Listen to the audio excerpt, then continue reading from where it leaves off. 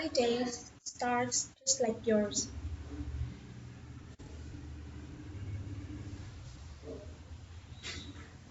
When I wake up in the morning, I check my phone and then I have a cup of coffee. But then my day truly starts. It might not be like yours because I live my life as an artwork. Picture yourself in a giant jewelry box with all the beautiful things that you have ever seen in your life. Then imagine that your body is a canvas, and on that canvas, you have a mission to create a masterpiece. Using the contents of your giant jewelry box, once you have created your masterpiece, you might think, wow, I created that. This is who I am today. Then you would pick up your house keys, walk out the door into the real world, maybe take public transport to the center of the town, possibly walk along the streets or even go shopping. This is my life every day. When I walk out the door, these artworks are me. I am art. I've lived as art my entire adult life. Living as art is how I became myself.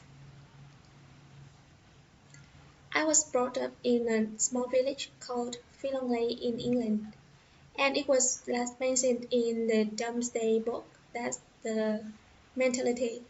I was raised by my grandparents, and they were antiques dealers, so I grew up surrounded by history and beautiful things. I had the most amazing dress-up box, so as you can imagine, it started then. I moved to London when I was 17 to become a model, and then I went to study by photography. I wasn't really happy with myself at the time, so I was always looking for escapism. I studied the works of David Chappelle and Stephen Arnold, photographers who both curated and created works that were mind blowing to me. So I decided one day to cross over the superficial fashion world to the superficial art world. I decided to live my life as a work of art. I spend hours, sometimes months, making things. My go-to tool is a safety pin like this. They're never big enough. I use my fabrics and time again, so I recycle everything that I use. When I get dressed, I'm guided by color, texture, and shape. I rarely have a theme. I find beautiful objects from all over the world. I curate them into 3D tapestries over a base layer that covers my whole body shape because I'm not very happy with my body. I ask myself, should I take something off or should I put something in? 100 pieces, maybe. And sometimes I do that. I promise you it's not too uncomfortable. Well, just a little. I might have a safety pin poking at me sometimes when I'm having a conversation with you, so I'll kind of go off. It usually takes me about 20 minutes to get ready, which nobody ever believes is true sometimes. So it's my version of a t-shirt and jeans. When I get dressed, I build like an architect.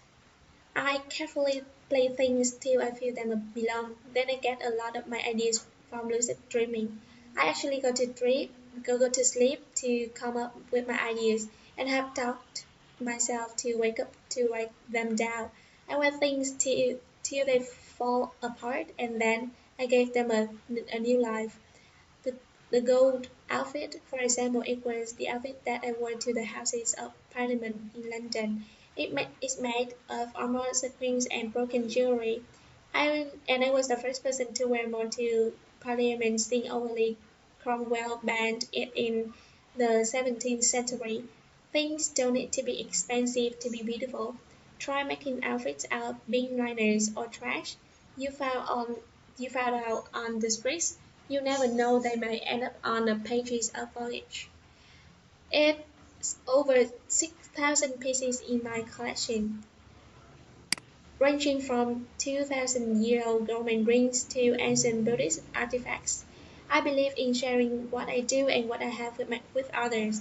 So I decided to create an art exhibition, which is currently traveling to museums around the world.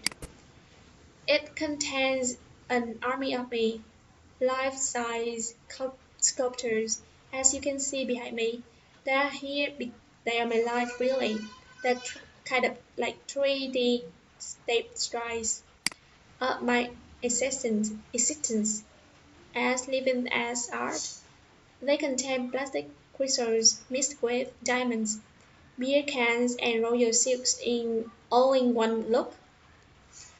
I like the fact that the viewer can never make the assumption about what's real and what's fake. I find I find it important to explore and share cultures through my works. I use clothing as a means to investigate and appreciate people from all over the world.